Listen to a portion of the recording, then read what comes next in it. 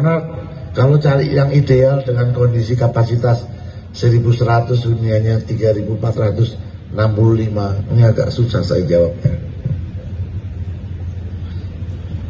Kemudian Pak Hadi Fatur Rahman, saya tidak mengikuti proses hukum Bapak, Pak. Paling tidak apabila sudah menjadi takdir yang harus kita jalani, Pak, dijalani saja. Artinya bahwa kalau Bapak memang menghendaki pemindahan di lapas, nanti Bapak laporkan kepada Pak Karutan, karena menurut saya ini yang harusnya sudah warga binaan pun masih banyak ada di sini. Karena namanya rutan harusnya tempatnya tahanan, bukan tempatnya warga binaan. Jadi kalau Bapak minta ditempatkan di lapas, menurut saya itu logis. Jadi mohon kepada Pak Karutan, ini karena data-data yang tadi saya baca, bahwa di rutan ini yang warga binaan itu jauh lebih besar daripada tahanan. Jadi kalau memang dikomunikasikan nanti dengan Pak Dirjen dengan program pembangunan ketahanan pangan di modulnya nanti di Nusa Kambangan, mana tahu mereka berminat bisa diikutkan. SHMH yang kami hormati Wakil Menteri Imigrasi dan Pemasyarakatan Bapak Menteri Kementerian Imigrasi dan Pemasyarakatan, dan tak lupa yang kami banggakan warga binaan pemasyarakatan Rutan Kelas 1 Cipinang. Assalamualaikum warahmatullahi wabarakatuh. Baik, Bapak Ibu hadirin dan juga warga binaan pemasyarakatan yang kami banggakan, marilah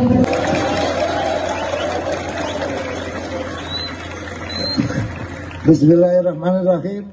Assalamualaikum warahmatullahi wabarakatuh.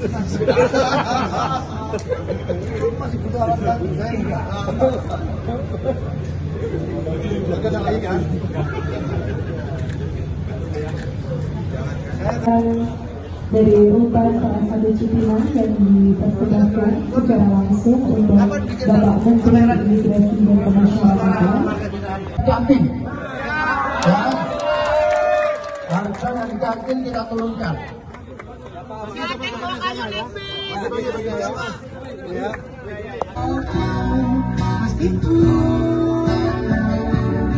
Tak bisa.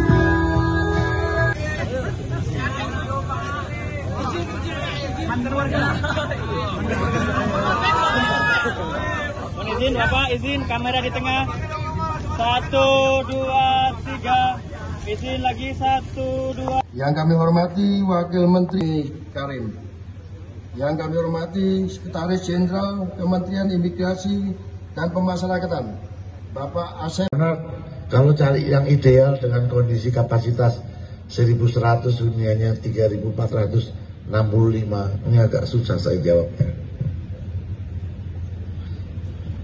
Kemudian Pak Hadi Fatur Rahman, saya tidak mengikuti proses hukum Bapak, Pak.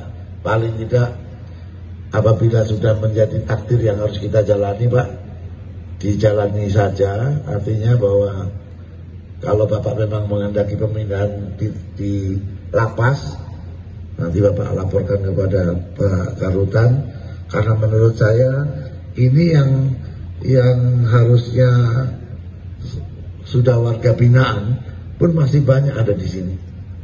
Karena namanya rutan harusnya tempatnya tahanan, bukan tempatnya warga binaan.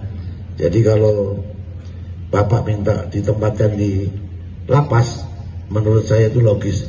Jadi mohon kepada Pak Karutan, ini karena data-data yang tadi saya baca, bahwa di rutan ini yang warga binaan itu jauh lebih besar daripada tahanan. Jadi kalau memang dikomunikasikan nanti dengan Pak Dirjen dengan program pembangunan ketahanan pangan di modulnya nanti di Nusa Kambangan, mana tahu mereka berminat bisa diikutkan. Saya minta supaya Kalapas ini melalui Karutan melalui kasih pemindahan untuk mencari B1 ya.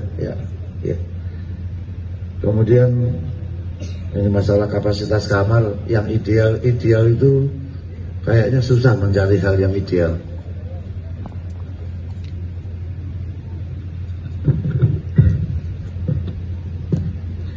Kapasitasnya 1.100 ya, isinya 3.465. Makanya kalau tanya yang ideal, saya agak susah menjawabnya. Tapi saya lihat ini sudah hampir 1.900 orang sudah tinggal di bawah 1 tahun. Apabila memang sudah melampaui masa 2/3 hukuman, kemudian menjelang bebas bersyarat atau sudah waktunya mendapat cuti bersyarat, atau mau ikut pelatihan di Nusa Kambangan, nanti kita mulai bulan 7. Kalau mau ikut pelatihan Pak, jadi di Nusa Kambangan nanti akan kita buat modul latihan kerja kepada warga binaan, supaya warga binaan ini setelah keluar paling tidak punya modal, punya bekal, paling tidak pengalaman bekerja, syukur-syukur bisa mendapatkan penghasilan dari pekerjaan yang mereka kerjakan. Hal ini pun sejalan dengan apa yang menjadi cita-cita Bapak Presiden. Gak boleh ada rakyat yang susah. Kalau bisa rakyat itu tersenyum. Dan bapak-bapak juga rakyatnya. Oleh karena itu saya mencoba untuk membuat model latihan kerja kepada warga binaan di Nusa Kambangan. Ada beberapa, ada peternakan ayam, ayam petelur, ayam kampung, itik, perikanan, pertanian, kemudian balai latihan kerja untuk mereka yang memiliki keinginan untuk belajar konveksi, menjahit. Kemudian ada membuat batako, membuat genteng, kerjasama dengan PLN. Ini mana tahu dari rekan-rekan yang sudah memenuhi syarat untuk mendapatkan bebas bersyarat atau cuti bersyarat nanti bisa mengikuti. Karena ada 1.900 lebih yang tinggal sisa di bawah 1 tahun dalam menjalani hukuman di rutan ini. Masalah amnesti, ya amnesti tentunya ada kriteria-kriteria yang bisa diberikan, karena nggak semua, nggak mungkin tidak pidana korupsi diberikan amnesti, nanti marah masyarakat. Tidak pidana narkoba atau bandar narkoba diberikan amnesti, kan marah nanti masyarakat. Yang pecandu dan penyalahguna itu wajib direhab, itu yang mendapatkan amnesti.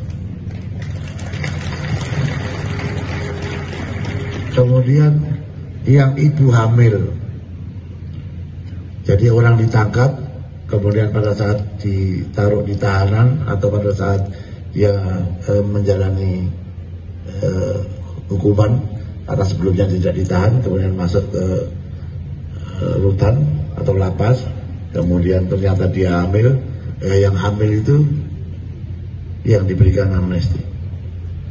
Kemudian yang merawat anak di bawah usia 3 tahun, wajar kan kalau itu mendapatkan amnesti, karena dia tidak terlibat kasus pembunuhan dan lain sebagainya. Kemudian ada lansia di atas 70 tahun dan sakit menaun, ini juga yang akan mendapatkan amnesti. Artinya mohon maaf, memang tidak bisa semua diberikan atau diajukan amnesti dari Bapak Presiden, dan sampai sekarang pun belum tuntas karena masih harus dilakukan assessment, jadi masih butuh waktu untuk melakukan assessment dan penelitian. Jangan sampai nanti petugas salah di dalam menyampaikan daftar orang-orang yang mendapatkan amnesti, yang berdampaknya kepada salah pimpinan mengambil keputusan. Jangan sampai Pak Presiden salah mengambil keputusan karena kita salah menyajikan datanya di dalam pengajuan amnesti tersebut. Kemudian